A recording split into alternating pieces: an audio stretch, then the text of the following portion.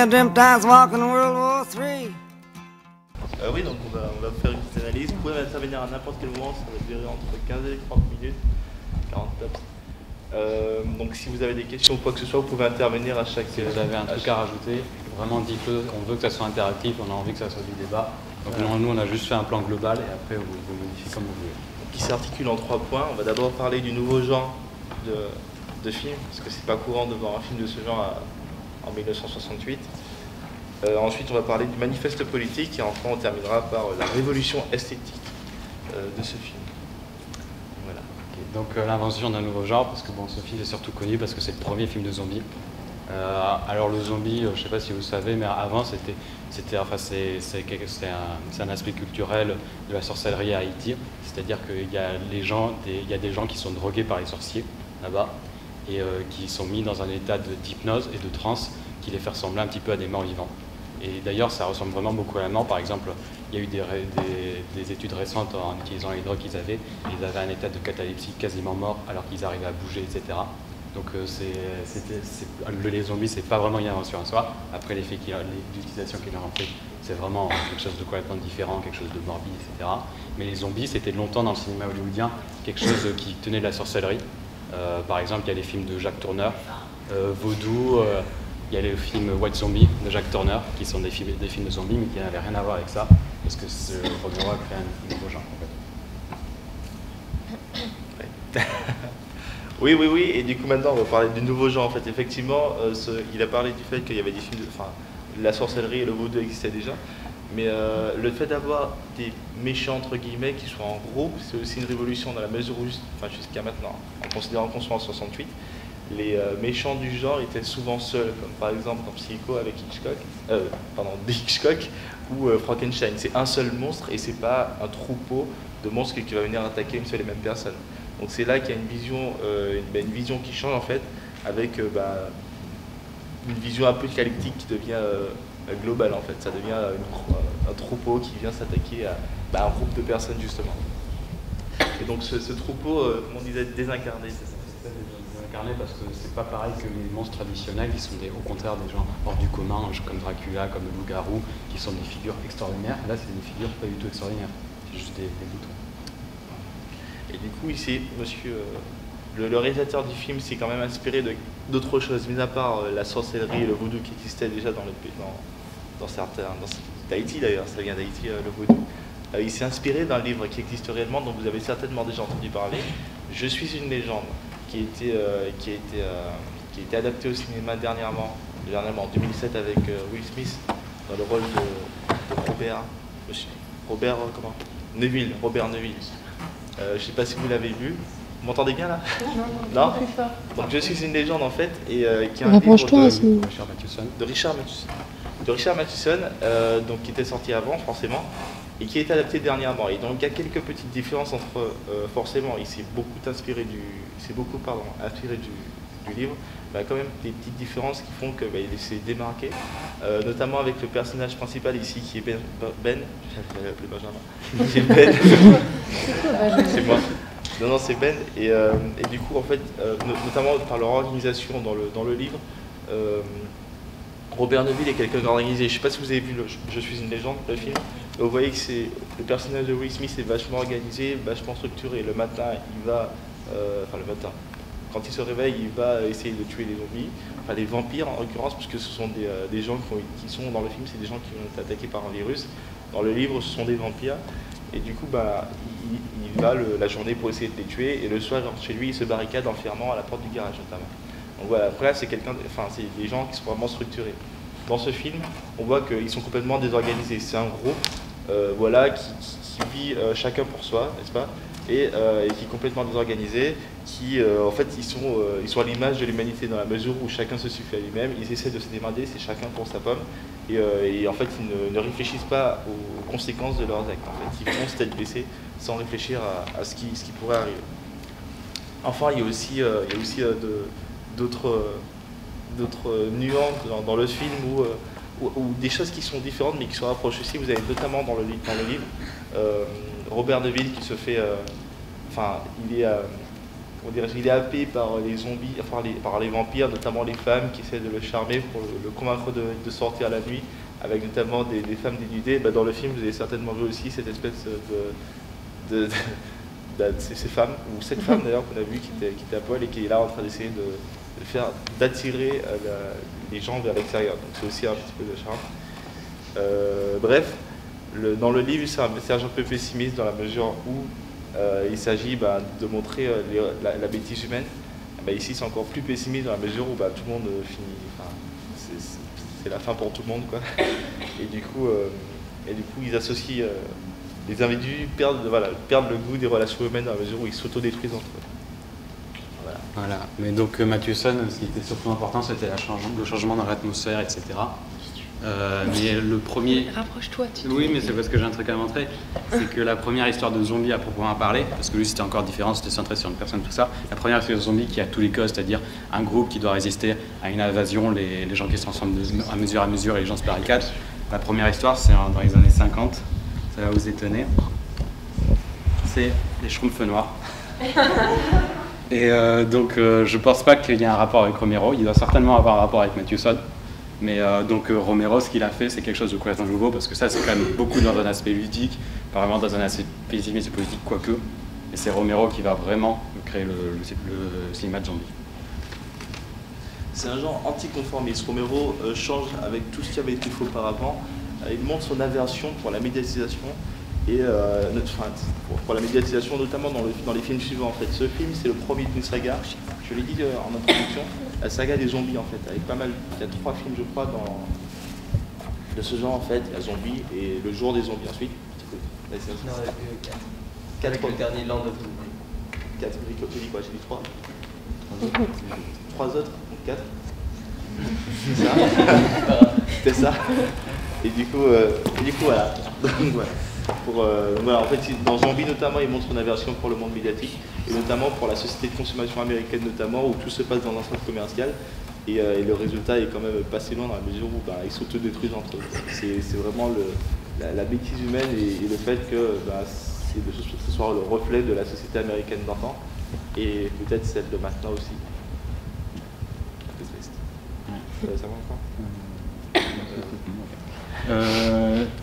donc en fait à l'origine c'était donc un genre vraiment contestataire, un genre vraiment identifié à côté des films d'horreur plus traditionnels, c'était un genre très identifié et puis progressivement comme un peu toute cette culture de cinéma d'horreur des années 60-70 ça a été récupéré et du coup ça a un petit peu perdu de sa puissance aujourd'hui parce que ça a été récupéré par la culture camp, c'est-à-dire c'est qui est un petit peu rentré dans la culture geek, c'est-à-dire regarder les codes d'un peu plus haut pour s'en moquer et faire des zombies des figures uniquement ludiques du cinéma d'horreur et du coup le désincarner un petit peu et ça s'est vu par exemple dans les zombies ces derniers temps qui sont devenus complètement différents, plus du tout des bêtes qui vont hyper lentement, qui sont complètement débiles dans des films comme World War Z ou bien par exemple le remake de Zombies par Zack Snyder. C'est des zombies qui sont complètement différents, qui sont beaucoup plus proches d'une sorte de bêtes féroces et du coup ça déforme complètement le message originel des films de zombies qui était vraiment quelque chose d'identifié sur la société de consommation, sur l'Amérique, sur les tensions qui se formaient à l'intérieur du groupe, et beaucoup moins sur l'opposition entre deux armées, c'est-à-dire les humains et les zombies. Après, c'est quelque chose qui se passe dans le cinéma d'horreur en général depuis les années 70, au fur et à mesure que c'est devenu un genre plus admis. Mais après, il y a des exceptions dans le cinéma de zombies. Par exemple, ces dernières années, vous avez dû voir Shaun of the Dead, qui est peut-être, pour moi, c'est le meilleur film de zombies et qui arrive à maintenir cette exigence et cette intelligence. Et donc, cette intelligence, on va la développer parce que la nuit des morts vivants est vraiment importante parce que c'est un manifeste politique, même si ce n'est pas un manifeste politique explicite pour quelque chose en particulier. C'est quelque chose qui cerne vraiment l'Amérique des années 60, en particulier l'Amérique de 1968. Mais après, on peut dire, vu la date, vu l'année, pas simplement l'Amérique, c'est peut-être la société occidentale en général. Alors, comme je disais à l'époque, l'horreur c'était un genre vraiment contestataire parce que c'était un genre qui était vu, c'était un petit peu comme le cinéma porno, c'était vu de la même manière à l'époque. Et depuis, il y en a un qui est devenu très admis, l'autre qui est devenu beaucoup moins admis. À l'époque, c'était vu un peu de la même manière. Et c'était vu comme un signe d'autarcie, d'indépendance de la part des réalisateurs de faire des films d'horreur comme ça, surtout gore et violent comme celui-là. C'est pour ça qu'il y a une grande violence politique dans le film, une grande violence contestataire. Ça aborde des sujets de manière complètement neuve, sans romantisation. Par exemple, les tensions sociales, les tensions entre les personnages. Oui. Je veux savoir comment a été accueilli par le public ce film. Le film, c'était donc un tout petit budget. Et tu avais dû le dire au début que ça a été d'abord diffusé dans un cinéma en particulier. En fait, c'était le système à l'époque. Et après, en fait, les films à l'époque, les petits budgets comme ça, on les diffusait à un endroit. Et après, si ça avait du succès, on le mettait à un autre endroit. Et après, ça partait dans tout le pays. Et ça a été un énorme succès de cette manière-là. Et ça n'aurait pas pu être possible 10 ans après, parce qu'à partir de 10 ans après, avec des films comme Les Dents de la Mer ou bien Le Parrain, il y a eu une nouvelle méthode qui est de faire sortir tous les films en même temps dans tout le pays. Et après, c'était pareil dans le monde. Mais à l'époque, c'était pas comme ça. Et du coup, ça a pu vraiment se diffuser. Et c'était surtout un public jeune. C'était surtout un public... les publics là dans les drivers, etc., qui voyaient ça. Et puis petit à petit, au fur et à mesure que ça a eu du succès, ça a été reconnu par les critiques. Et après, ça a été objet d'énormes débats. Ça a failli, enfin, tout le monde voulait que ça soit censuré, etc. Il y a tout le monde qui a dit que c'était quelque chose qui dégénérait, qui aurait fait dégénérer la jeunesse et ce genre de trucs. Enfin, c'est le même genre de choses qu'on entend aujourd'hui. Et du coup, ça a été vraiment l'objet d'une controverse politique et sociale. Et ça a permis d'introduire d'une certaine manière au cinéma des années 70, qui allait être beaucoup plus libre sur tous ces sujets. Mais c'est vrai que la manière dont ça aborde les tensions dans le groupe, même d'une certaine manière, de manière sous-jacente, les tensions raciales avec le personnage principal, la manière dont il meurt à la fin. Et puis il y a des choses comme par exemple la famille, enfin la scène où la petite fille tue sa mère. Enfin, à l'époque, c'était quelque chose d'énorme. C'était quand même assez fort. Et puis les milices armées qu'on voit à la fin, dans ce contexte de la guerre du Vietnam, dans ce contexte des troubles liés au Black Power, des troubles liés aux manifestations estudiantines, c'était quelque chose de vraiment puissant dans l'imaginaire des spectateurs.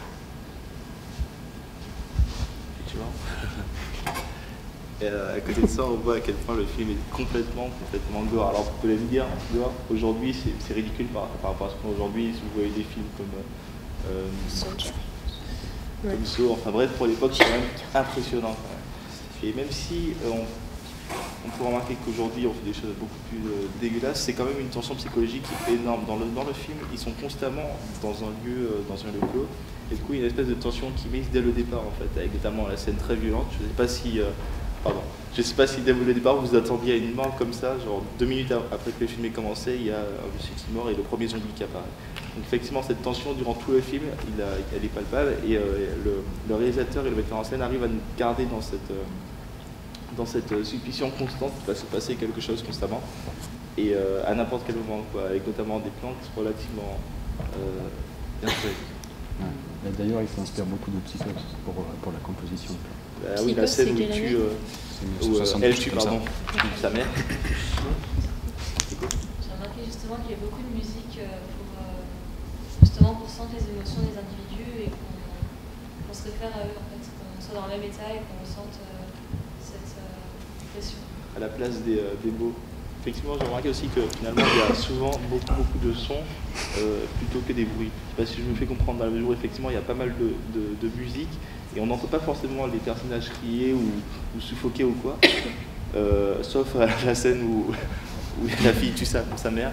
Mais même à la fin, on sent les cris évoluer vers quelque chose de plus bizarre qu'il y a des cris d'enfants, des cris d'animaux. Ouais, voilà, c'est vraiment super. Ouais. C'est la manière dont est filmée la scène, c'est très rapide avec des successions c'est ça qu'elle est. Petite séquence à un moment où il ne se passe rien, où c'est vide et on est figé sur une image.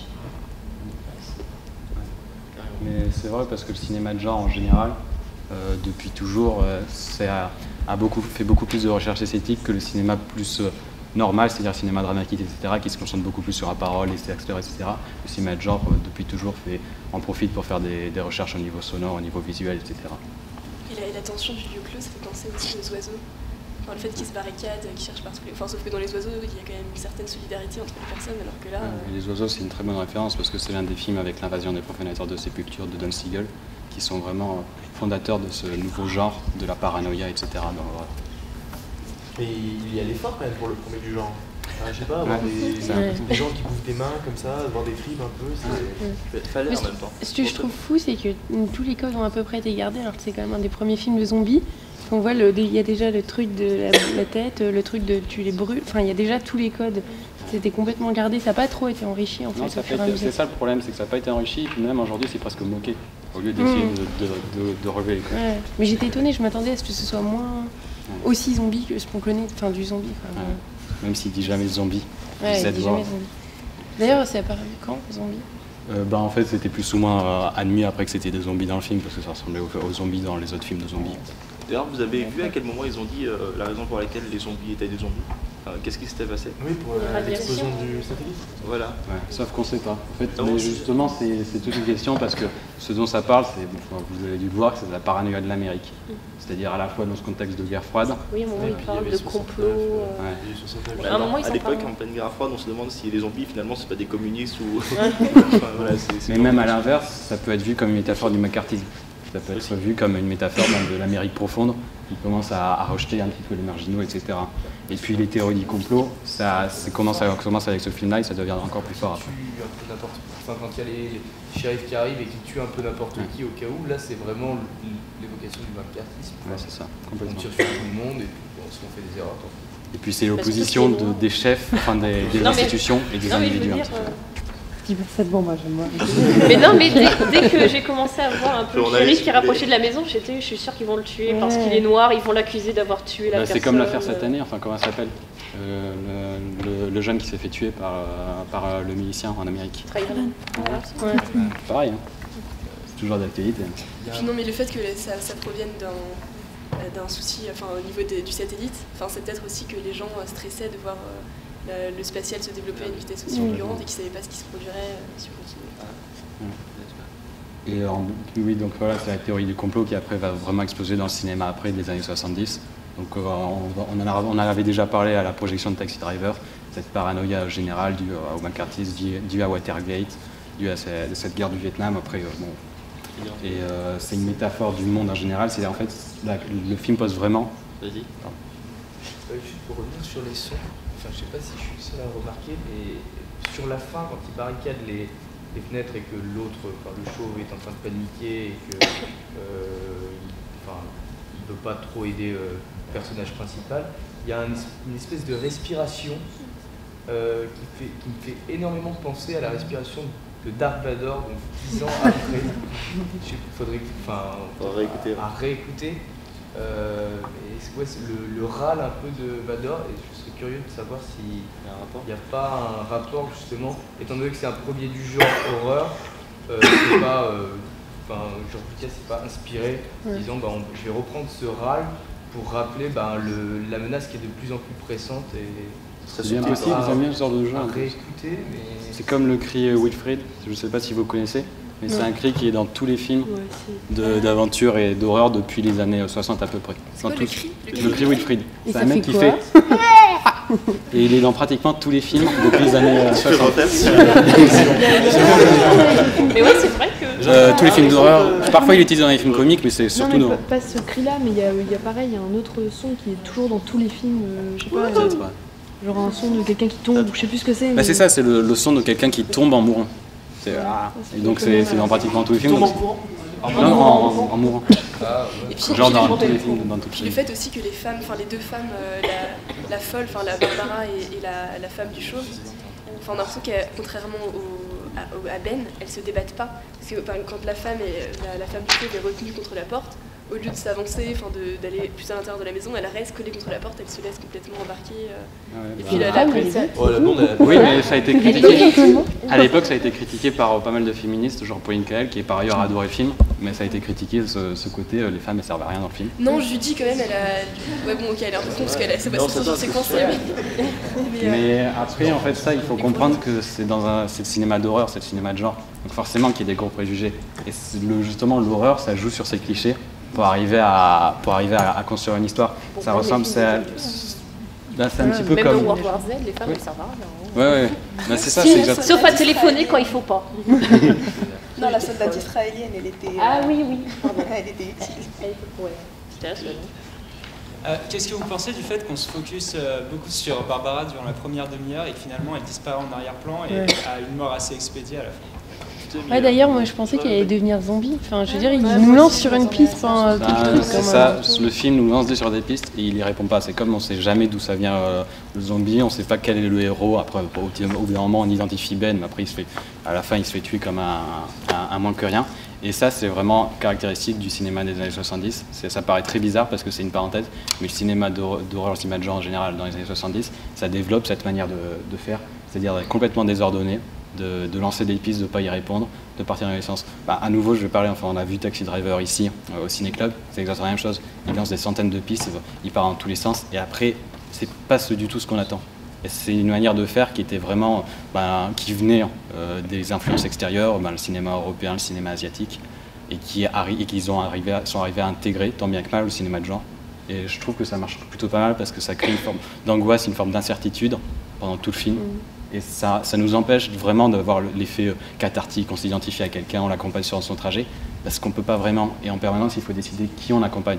Parce que le film, c'est une question à l'intérieur de ce monde paranoïaque, de ce monde fou, qui va diriger, c'est une question de leadership, c'est une question de se mettre ensemble. Enfin, c'est des individus les uns avec les autres, comment se mettre ensemble pour essayer de répondre à quelque chose, et ils n'y arrivent pas. Et ça fait partie du monde contemporain, où les gens sont tous dans leur petite boîte, les gens ne communiquent pas les uns après les autres. Imaginez si le film, ça s'était passé 30 ans avant, ou même 100 ans avant, ça aurait été complètement différent. Là, ils vivent à travers la radio, ils vivent à travers la télé, ils sont incapables de prendre des décisions les uns les autres. Ils passent leur temps à s'engueuler. Et c'est vraiment ça, je pense, cette manière de jouer sur nos nerfs, de jouer sur nos attentes. Je note aussi que dans le film, ils sont vachement axés sur la relation humaine, en fait, la relation qu'il y a entre les personnages. J'ai l'impression que le reste n'est pas, j'allais dire bâclé, c'est pas le terme idoine, mais je veux dire, quand on apprend la raison pour laquelle ils deviennent tous zombies, c'est quelque chose qui passe carrément à la ramasse. On a l'impression que c'est pas un truc important pour le réalisateur, c'est juste une info qu'il faut donner comme ça parce que faut bien qu'on ait une raison. Après, c'est pas le plus important, ce qu'il y a dans le film, c'est vraiment le sentiment de l'angoisse permanente qu'il y a dans ce lieu clos, avec des personnalités, des personnes plutôt. Il y en a qui n'ont pas de personnalité, typiquement les deux femmes, effectivement, on sait pas trop, mis à part le fait qu'elles aient souvent peur, on sait pas trop. Mais dans leur tête, c'est un peu Barbara, c'est déjà une zombie, alors qu'elle est encore vivante parce qu'elle fait rien, l'idée. Mais en même temps, c'est vrai ce que il s'intéresse pas au reste parce que même. Après, peut-être en fait, l'épidémie va s'arrêter et tout va s'arrêter. Ça a duré un jour. On sait même pas ce qui se passe après, si c'est arrêté. En fait, on s'en fout. L'intérêt, c'est juste les personnages. Ce qui est important, c'est huis clos. Ce qui est important, c'est ça, c'est les règles classiques. C'est pour ça que je parlais des clichés. Ça ressemble un petit peu. Même si ça paraît assez loin à première vue, ça ressemble un petit peu à la commedia dell'arte, ça ressemble un petit peu au Falbio du Moyen-Âge, c'est-à-dire prendre des gros clichés, et s'ils font ça dans le cinéma d'horreur en général, prendre des gros clichés, par exemple prendre le cliché de la cruche, prendre le cliché du Richard, prendre le cliché du mec peureux, etc., et les mettre dans une situation, et là il y a vraiment les 3 unités de lieu de temps d'action, et ça nous permet de nous confronter nous-mêmes à nos propres préjugés, notre propre vision de la société, de se confronter par rapport à ce qu'on se posait à ça. Il y a un truc que j'ai pas compris, à un moment il y avait bien un cadavre à l'étage. Pourquoi ce cadavre? C'est pas pourquoi il n'est pas devenu zombie? Moi j'ai attendu pendant tout le film qu'elle se réveille la femme. Ils n'avaient pas les moyens techniques. C'était un film à petit budget. Ah oui, il faut le croire d'ailleurs. Non mais après c'est peut-être parce qu'il lui a bouffé le cerveau du coup. Parce que, non mais on voit que ça passe aussi. A priori c'est quand tu as déjà un truc dans la tête que tu peux plus rien faire. Et a priori elle était déjà ouverte de partout. Peut-être que c'était déjà fini pour plus de cerveau. Et puis c'était une femme, donc il en a peut-être pas besoin. On a déjà.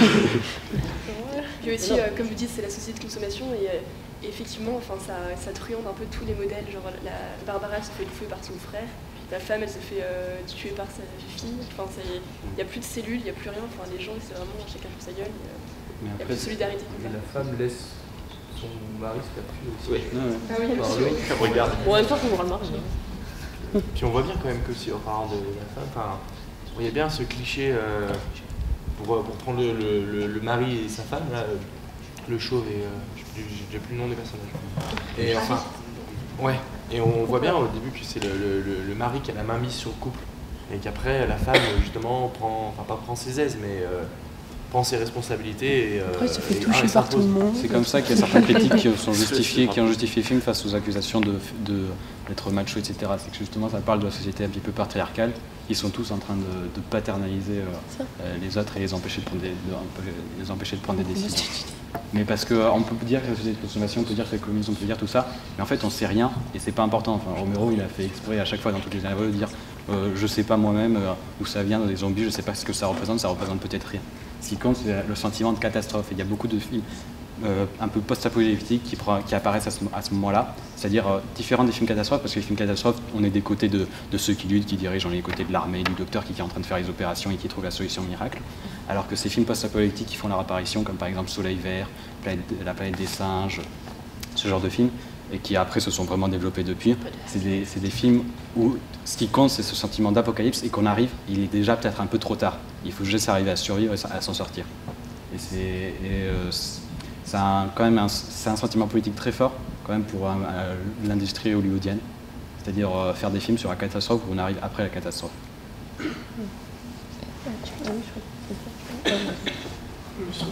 Pardon.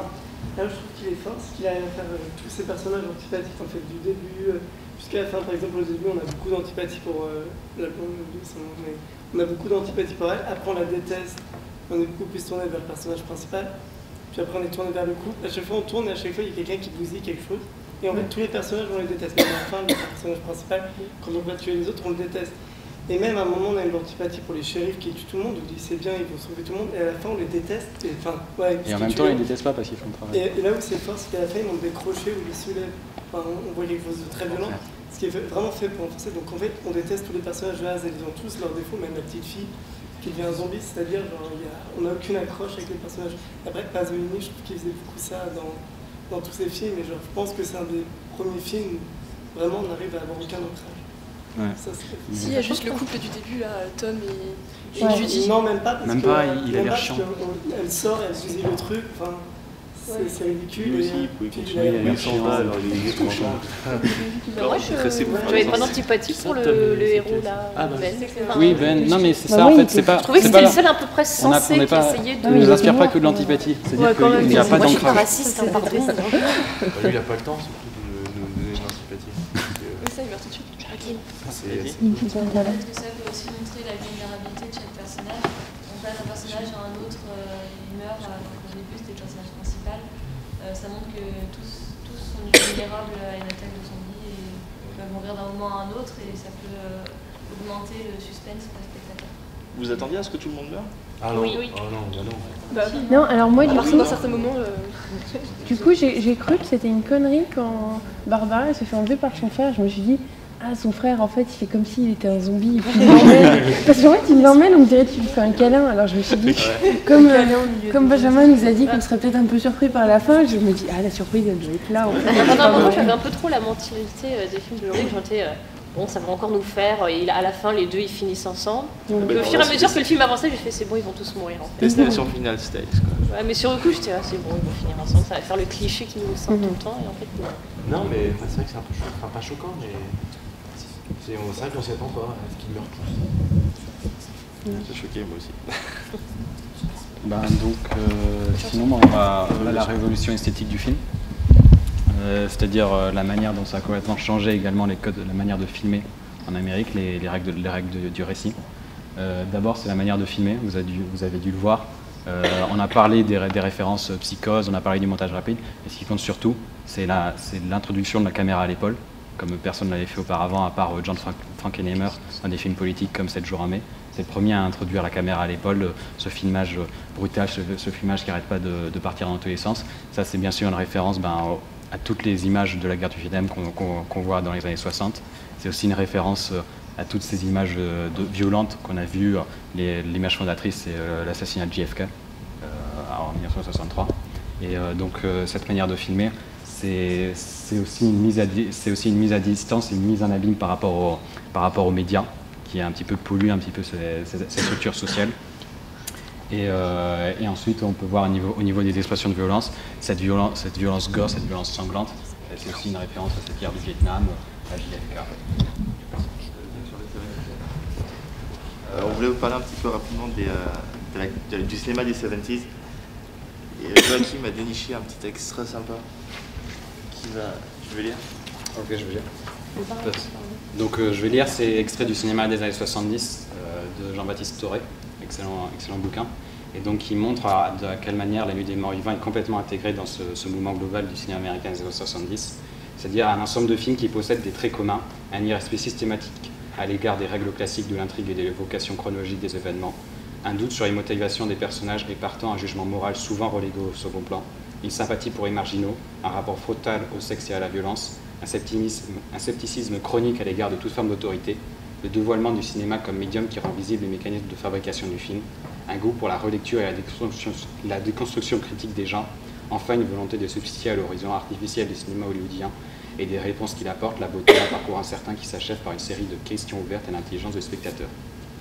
Et c'est vraiment ce qu'on voit dans ce film, là, tous les points dont on a déjà parlé auparavant, cette manière de nous laisser sur nos attentes, de nous déstabiliser, de questionner la société, de questionner le récit classique, ça fait vraiment partie de ça. Et ensuite, l'autre grand point de La Nuit des Morts Vivants, avec d'autres films de l'époque, c'est-à-dire comme par exemple L'Exorcisme, dans la mer, Halloween, Carrie ou Rosemary Baby, c'est que le mal, ça vient plus d'extérieur, ça vient de l'Amérique même, ça vient de la société même, parce qu'auparavant ça venait d'ailleurs. Oui, on peut prendre des exemples, enfin dans les années 1800, 19e siècle par exemple. Effectivement, toutes les histoires d'horreur entre guillemets qui se passent avant le 20e siècle, c'est souvent des personnages ou des personnalités d'ailleurs, qui débarquent et qui sont plutôt classe. Et les morts ou les moments horribles sont plutôt classe à voir et mise en scène. Alors que là, c'est plutôt de la télé-réalité, mais non de la réalité dans le sens où c'est des choses qui pourraient se passer, mais qui se font. C'est de la boucherie, quoi. Avec l'image du crochet, c'est une vraie boucherie. Enfin, même la façon de manger, le cannibalisme, ça. Ah, j'essaie d'oublier. C'est essentiellement de mentalité.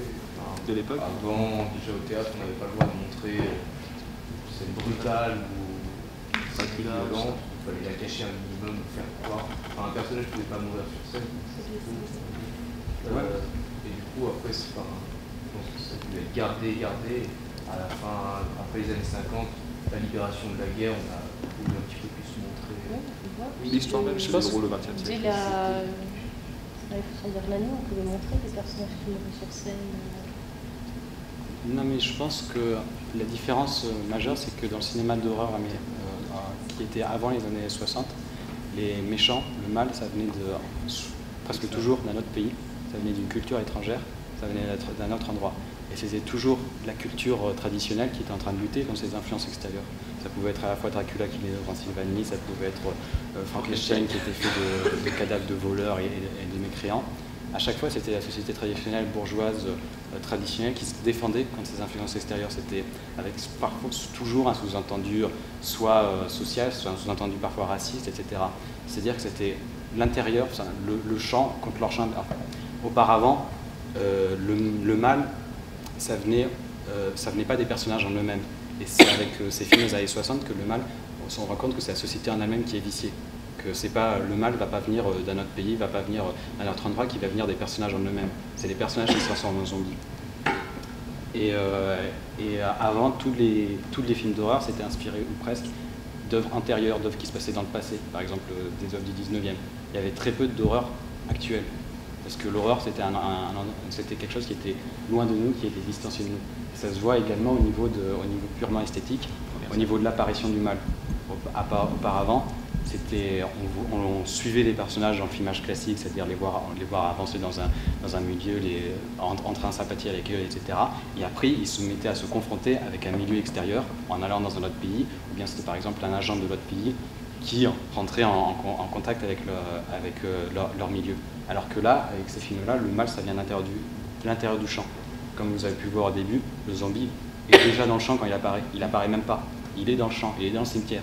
Il arrive peu à peu. On le voit dans la première scène au gauche, effectivement. Et c'est comme ça un petit peu dans tout ce cinéma d'horreur nouveau. C'est une technique de filmer, mais ça veut dire aussi dire quelque chose de très puissant. C'est comme les dents de la mer. Le requin est dans la mer. Il est au milieu des nageurs qui sont en train de se baigner. Dans Rosemary Baby, le mal est dans Rosemary. Et c'est une manière complètement différente de voir le mal, et c'est une manière beaucoup plus angoissante. On n'a pas à les reléguer à un autre endroit. Et cette esthétique de leur champ qui rentre dans le champ, ça rentre en particulier par tous les attributs. Ces mains qui rentrent, ces mains qui essaient de rentrer et qu'on essaie de repousser le plus possible.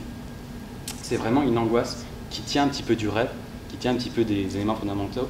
Enfin, avant, on croyait que c'était un petit peu les films d'horreur, des trucs qui tenaient du rêve parce que ça parlait de monstres, etc. Mais en fait, personne ne rêve de ça. Ce dont on rêve, c'est de structures bien identifiées avec un grenier, avec une cave, etc. Et avec quelque chose de très réel et de très morbide qui arrive à l'intérieur. Et c'est vraiment ça dont parle le film. Ça ressemble presque à un jeu d'enfant. D'ailleurs, au début, le mec il est en train de lui parler que quand elle était petite, elle avait peur des morts vivants, etc. Et après, ça se fait tout dans un esprit très enfantin, pas pour dire que c'est puéril ni quelque chose, mais c'est on se cache dans notre maison, on va barricader, on va trouver des petits objets pour survivre, etc. C'est plus du tout dans un aspect très triomphaliste pour lutter contre l'agent extérieur qui est méchant et négatif. C'est un aspect beaucoup plus serré sur soi-même et qui renvoie un petit peu à cet effet de l'inquiétante étrangeté dont parlait Freud et qui ça marche complètement pour les zombies et l'inquiétante étrangeté. C'est ce sort d'effroi qu'on a quand on a le sentiment que le réel il vacille. Et Freud il en parlait comme par exemple quand on voit une tête parler toute seule, sans corps ni quoi que ce soit. Et on a un sentiment que le réel ne marche pas, et on a très souvent ce sentiment en rêve, mais Freud lui-même disait que c'était le seul sentiment qu'on pouvait ressentir plus fort dans une œuvre de fiction que dans la réalité. Et Kubrick disait que si jamais il fallait une justification au cinéma de genre, c'était ça, c'était l'inquiétante étrangeté. Et les zombies, ça appartient complètement à l'inquiétante étrangeté, à la fois par leur harcèlement, etc., par cette manière d'être comme agité, et puis cette manière d'être un peu robotisé comme les marionnettes qui font peur. Et c'est quelque chose, cette sorte d'inquiétante étrangeté des gens en général, qui n'était pas simplement dans les films d'horreur à l'époque, mais qui était aussi dans la comédie qui se développe dans les années 60 avec Black Edwards, où vous avez dû voir la partie La Panthère Rose, et également qui se développe avec des films comme les films de Mike Nichols, par exemple Le Lauréat, cette manière qu'a Dustin Hoffman de se mouvoir pendant tout le film. C'est vraiment quelque chose qui questionne la manière de bouger, la manière d'être des gens, qui questionne l'identité. Et c'est quelque chose de plus global qui touche à l'interprétation dans les films américains, qui touche également au rapport avec le réel dans les films américains. Non, je ne plus là. Ah si, je suis toujours fan de Steve Van parce que vous aussi. En quoi tu trouves que dans le Lauréat, il bouge bizarrement de Snowflake? Dans le Lauréat, en fait, le Lauréat, le film est tout entièrement construit sur sa manière de se mouvoir. Il faudrait qu'on le passe pour en parler, mais c'est construit tout entièrement sur sa manière de se mouvoir, sur le fait qu'il passe entre états de complète rigidité, et puis d'un coup, il se met à faire une action qui n'a rien à voir avec la situation. Et donc on peut voir ça dès le début du film, avec le générique où il arrive, avec la musique de Simon & Garfunkel, où il est juste sur le... Je ne sais pas si vous avez vu le film, mais il est juste sur le tapis roulant en train d'avancer. C'est le début qu'a repris Tarantino dans Jackie Brown. Et après, à la première fois qu'il rencontre qu'il revoit ses parents, il a des gestes qui sont complètement désaccordés avec eux. Et en permanence, ça sera ça. Par exemple, quand il ira se baigner dans sa piscine avec sa combinaison complètement débile, il sera complètement désincarné dans sa manière de se mouvoir. Et en permanence, pendant tout le film, le comique repose plus du tout sur une sorte d'anarchisme à la Chaplin, qui part dans tous les sens, ou bien de suradaptation à la Buster Keaton. C'est une nouvelle manière qui est vraiment un peu spécifique à cette époque. Depuis, il n'y a plus beaucoup d'acteurs comiques qui jouent de cette manière dans les comédies, à part quelques-uns comme Will Ferrell, etc. La grosse majorité sont revenus à des codes des années 40, des années 30, les codes traditionnels. Par rapport à tout à l'heure, comment est filmé le film, je trouve que c'est vraiment très différent par rapport au film d'horreur d'aujourd'hui. J'ai l'impression que le réalisateur ménage en quelque sorte le spectateur, qu'il essaie de pas trop lui faire peur. À chaque fois, on a en quelque sorte, comme on est prévenu par la musique avant qu'il se passe quelque chose, que ça reste très... Enfin, il n'y a pas d'effet de surprise, parce que dans les films d'horreur d'aujourd'hui, c'est ce qui fait le plus peur. C'est quand il y a quelque chose qui sort dans on ne sait où. Là, c'est vraiment c'est assez lent. Donc on s'attend à chaque fois quand on voit les mains sortir. Il y a eu la musique avant, on les a vus arriver. Et je me demande si c'est pour une sorte de règle de bienséance ou si c'est juste qu'ils n'y avaient pas pensé à l'époque. C'était le premier. Et puis même, je pense que c'est peut-être juste qu'on jouait davantage sur l'angoisse permanente du début à la fin, une tension continue, plutôt que sur la tension ponctuelle par rapport. Et justement, ce qui est intéressant, c'est qu'au niveau du scénario, comme tu disais, il commence directement, 2 minutes après le début du film, on a déjà une mort et on a déjà le zombie qui est là. Et en fait, ce qui est génial, c'est qu'il arrive à distiller en fait les moments d'action et à introduire des éléments pour toujours la télé, la radio, la découverte des autres personnes dans la cave. Enfin, à chaque fois, en fait, il y a un élément qui va apparaître et qui va permettre de faire que il n'y a pas que le zombie en fait au cœur de l'action. Et comme tu disais, c'est vraiment les relations humaines. Et ça, je trouve que ça s'est perdu en fait aujourd'hui dans les films d'horreur. Rien que le début, on commence pas tout de suite par la peur, on arrive, enfin, ça vient bien après. Déjà, on n'introduit pas tout de suite l'élément en fait. Et puis, il s'agit aussi, c'est comme tu l'as dit, c'est aussi une exigence artistique. C'est-à-dire que c'est la fête de vouloir concentrer plus sur la personnage, sur l'attention, et ça a changé après, à partir des années 80, et également et en parallèle, enfin, c'est devenu un petit peu du cinéma. C'est pas du tout un jugement péjoratif, mais c'est du cinéma un petit peu parc d'attraction, c'est-à-dire avec les différentes attractions qui arrivent les uns après les autres, qui sont censées faire monter l'adrénaline, et ça apparaît à la fin des années 70, au moment où justement toute cette vague se termine, cette parenthèse enchantée se termine, et ça vient, et puis en même temps ça s'accompagne d'une sorte d'une manière de reléguer le mal à nouveau en dehors. Et c'est souvent, en plus, ce qui est intéressant, c'est des cinéastes qui étaient dans ce mouvement-là, qui l'ont fait. C'est par exemple Carpenter, qui appartenait complètement à ce mouvement-là, avec un film comme Starman, il le fait. Spielberg, avec Les Dents de la Mer, il appartient à ce mouvement-là. Mais en même temps, petit à petit, avec Les Dents de la Mer, puis avec Rencontre du 13e type, puis surtout avec E.T., c'est une manière un petit peu de rassurer l'Amérique, de remettre le méchant dehors. Et ça arrive, enfin ça correspond complètement à un aspect politique. C'est assez évident que c'est l'arrivée de Reagan, c'est la fin des idéaux des libertaires des années 60 et 70. Et on peut voir aussi ça avec un film qui est hyper représentatif de ça, c'est Halloween de Carpenter. C'est le film fondateur du slasher, et le slasher c'est tout ce dont on a parlé, cette manière de faire des effets les uns après les autres. Mais ce film fondateur, c'est à la fois complètement intégré à cette manière, parce que le mal vient de l'intérieur de l'Amérique, enfin, il y a tous ces effets où il apparaît au milieu du champ, etc. Mais en même temps, c'est un mal, c'est un vrai mal. Alors que tous ces films d'horreur-là disaient, mais qu'est-ce que le mal? Enfin, dans la nuit des morts vivants, c'est pas identifié. C'est qui les méchants? C'est des méchants parce qu'ils sont débiles et qui bouffent les gens. En quoi c'est le mal? Et à lui, ça réintroduit l'idée d'un mal absolu. Et Carpenter le dit très bien, il disait qu'il en avait un petit peu marre de cette Amérique où il disait tout le monde il est gentil, tout le monde il est bien, et qu'il voulait ramener le mal. Mais du coup, ce que ça a produit, c'est une sorte de simplification du récit. Et puis à vouloir faire un mal absolu, on l'extériorise complètement, quoi. Ouais, c'est ça. Ouais. Je sais pas si c'est exact, mais j'ai l'impression qu'il y a une tendance à justement montrer encore plus le mal à l'intérieur de chacun, et pas seulement la société crée quelques êtres déviants qui font du mal, mais bien le fait, enfin, tout le monde a du mal en soi, et certains l'expriment vraiment terriblement avec la montée de plus en plus au cinéma et à la télévision, les anti-héros, les doubles personnalités, ça se voit des trucs plus anciens, genre Exorciste, etc. Qui sont possédés, mais sans être possédés, où c'est leur personnalité qui est complètement déréglée. Après, à la fin, c'est excusable. Et les anti-héros, cette manière de faire, c'est une manière aussi plus facile. Je vous réponds un peu après. C'est une manière plus facile, c'est-à-dire que ça permet de plus facilement caractériser le mal.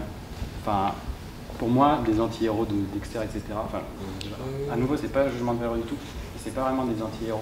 C'est-à-dire c'est des héros avec un aspect complètement négatif. Et il y a la lutte entre l'aspect positif et l'aspect négatif. Un anti-héros, c'est un personnage comme par exemple, je ne sais pas si vous avez vu La prisonnière du désert de John Ford, le personnage de John Wayne, ou bien Taxi Driver à nouveau, le personnage de Travis Bickle. Ça, c'est un anti-héros. Parce qu'il est faible. Parce qu'il est faible et parce qu'on ne peut pas caractériser ce qui est bien et ce qui est mal. C'est pas une lutte du bien et du mal chez lui.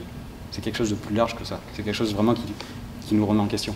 On ne voit pas clairement le gentil ange et le gentil diable qui sont en train de se disputer.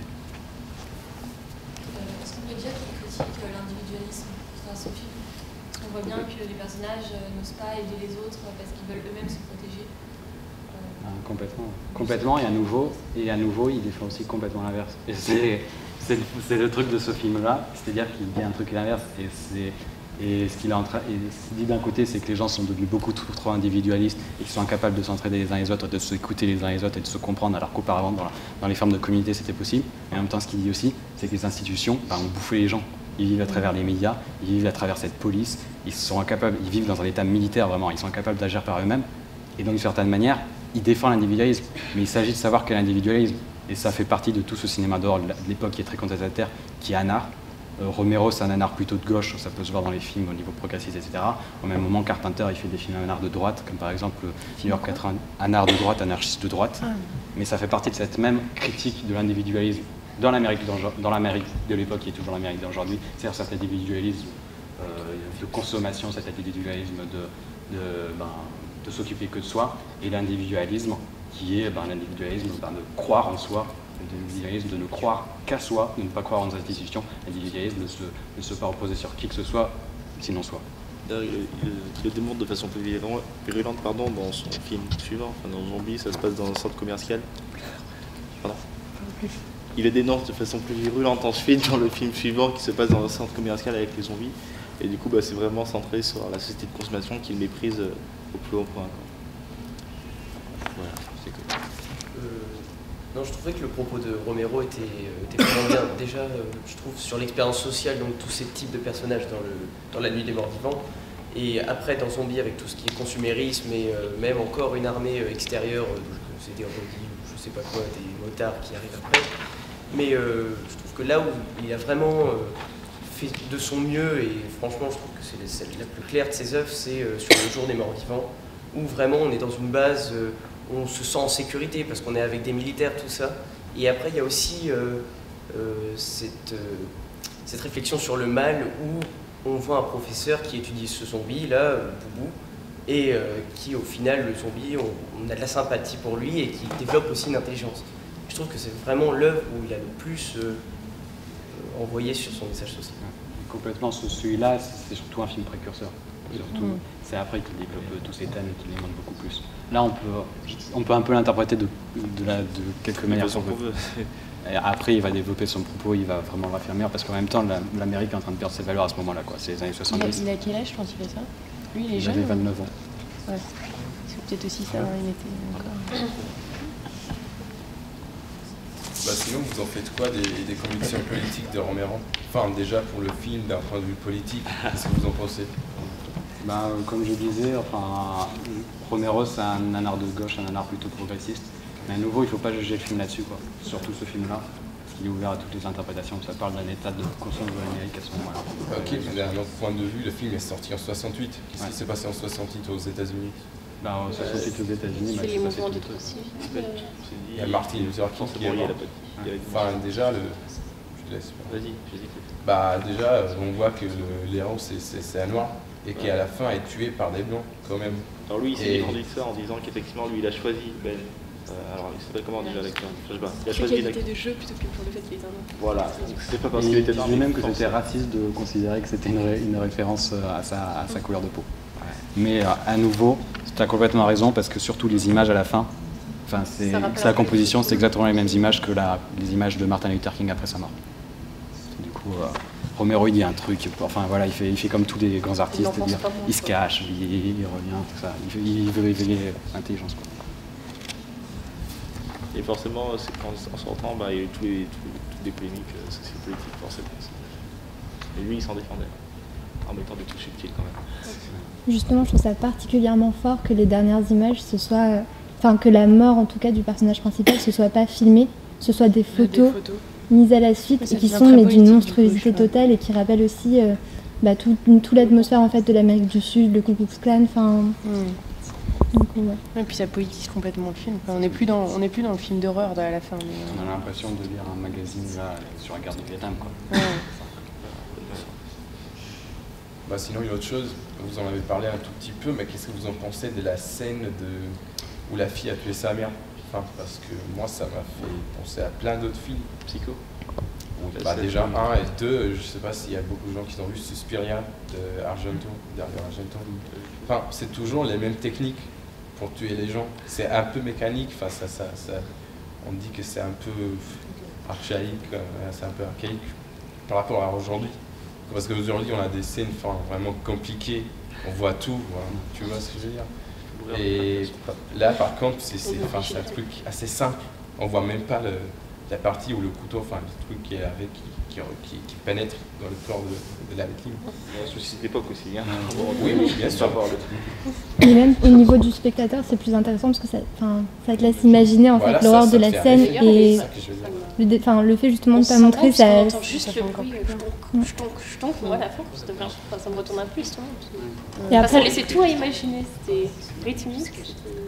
Et après, le côté mécanisé, c'est peut-être justement pour dire, c'est des zombies, de toute façon, même les meurtriers, souvent, il y a 24 coups de balle sur le corps parce que tu entres dans un état de transe, et je pense que, il y a un parallèle à faire justement entre le fait que tu es une folie meurtrière et l'état zombie qui t'amène à ça. Après, pour cette scène, 68 quand même, ça a été un peu partout dans le monde, une génération qui essaye de faire oublier la génération d'au-dessus et d'aller contre l'ordre catholique en France, chrétien en général, et la fille qui mange son père et tue sa mère, c'est quand même un symbole assez fort.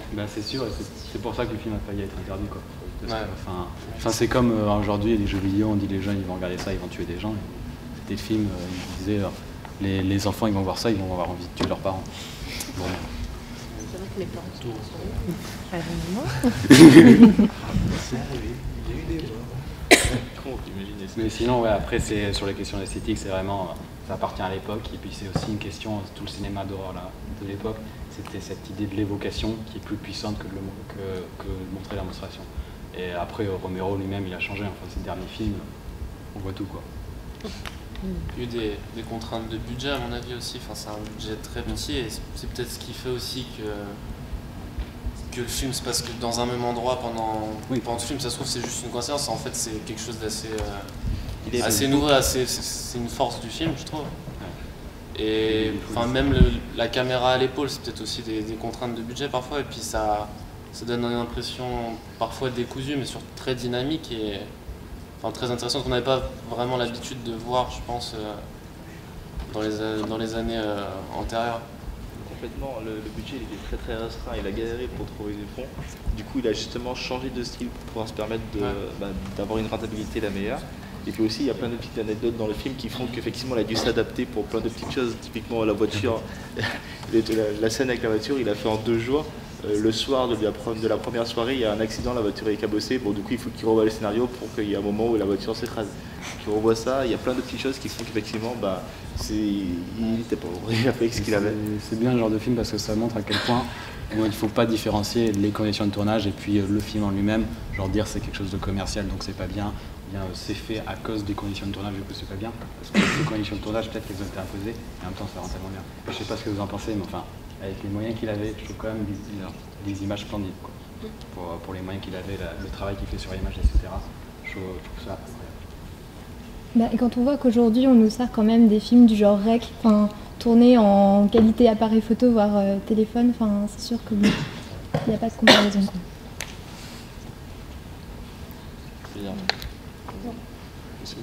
C'est pour en revenir à l'individualisme. Je sais pas si tu es d'accord avec moi, Joachim.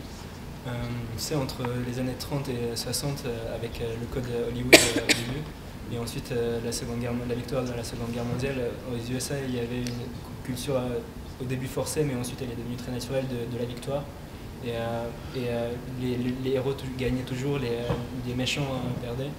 En fait à partir des années 60 on commence à remarquer que la figure du héros elle perd de sa perfection. Le héros n'est plus irréprochable de 1 et de 2. Il ne gagne plus contre le système. En fait, l'héroïsme d'un seul ne suffit plus pour gagner contre le système. Il y a notamment, un des trucs qui le montre le plus, c'est la mort du western. L'un des derniers westerns, je connais pas le titre français, donc il faudrait que tu traduises. C'est The Man Who Shot Liberty Valance. C'est quoi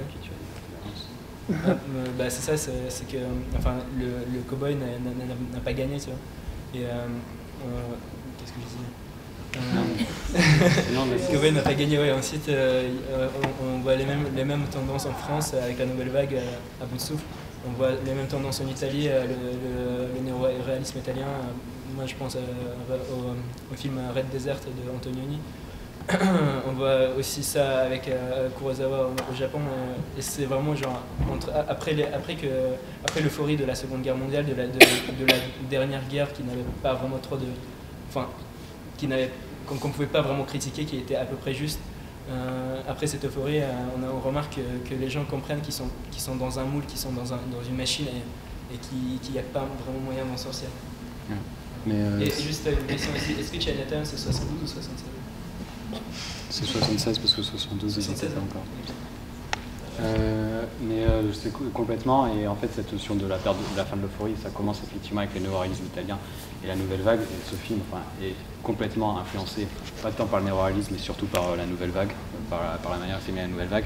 Et ce qui est important, c'est qu'ils prennent cette manière de filmer, cette esthétique, pour l'intégrer au récit de genre. Et je pense que la notion de néo-réalisme est vraiment bien cernée, parce que c'est ça qui compte dans le cinéma de genre, dans le cinéma américain de l'époque. Et t'as parlé John Ford, à nouveau je vais parler de La Prisonnière du désert, peut-être qu'on devrait le passer au ciné-club, mais c'est un film qui est hyper représentatif de ça, dans l'apparition du mal, et également dans l'apparition du mal à l'intérieur du champ, etc. Et dans la notion d'héros. Le héros est mis en question, et ça c'est progressivement dans les années 60 avec des gens comme Arthur Penn, etc. Et après, dans les années 70, il faut arriver à questionner le héros. Et ce qui est important, c'est que ces films-là, ce que feront surtout Romero et Carpenter après, c'est essayer de réhabiliter le héros, malgré une société qui n'en veut plus. Et ça parlera vraiment de ça. Déjà, Ben, dans ce film, il a de la graine de héros, mais on l'empêche à tout prix de devenir un héros. Et après, ça se développera beaucoup mieux, surtout avec les films de Carpenter, par exemple, New York 97, La Chose, Invasion Los Angeles. C'est des films qui sont vraiment en train de montrer à quel point l'Amérique ne veut pas de héros, et juste en train de créer des opportunistes et des faux individualistes, au lieu de construire des gens qui sont capables de construire quelque chose et d'aller vers d'autres endroits. Si vous pouvez partir quand vous voulez, hein. C'est...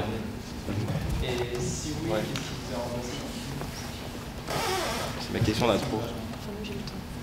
Voilà, je vous ai dit en introduction, j'aurais voulu savoir pourquoi vous avez été effrayé, si vous avez été effrayé.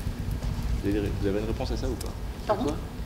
Au début de l'introduction, j'avais demandé je voulais savoir si vous aviez été effrayé par ce que vous avez vu. Qu'est-ce qui vous a fait peur?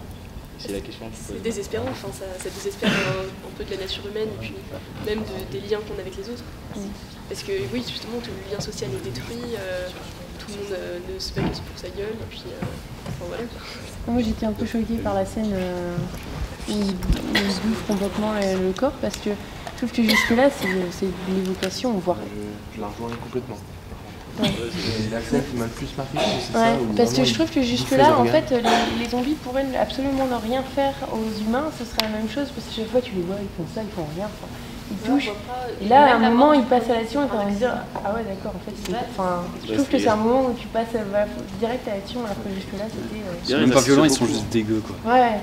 Il n'y a plus de respect même du corps, de rien, quoi.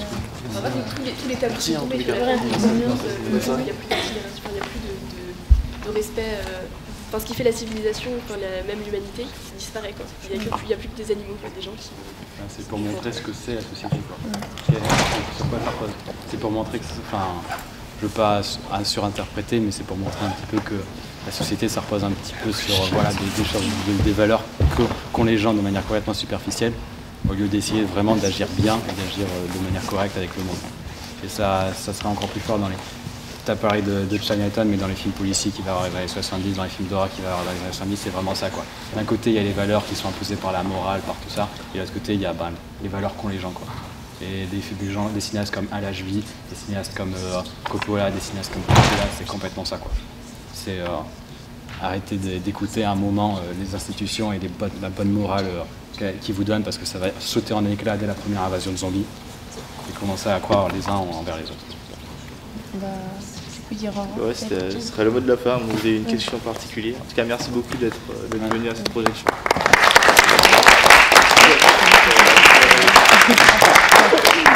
Et puis, très très vite pour une prochaine. Entrez bien. Faites attention aux autres. C'est mieux que la... Ah, bah oui, c'est moi ton dos. Coucou. Je peux faire coucou? On va faire comme ça. Montre-moi ton quoi? Avec mon gros CD de Ah, t'as mis mon petit CD ou pas en fait? Alors on n'a pas déçu les éditeurs de Romero. C'est super.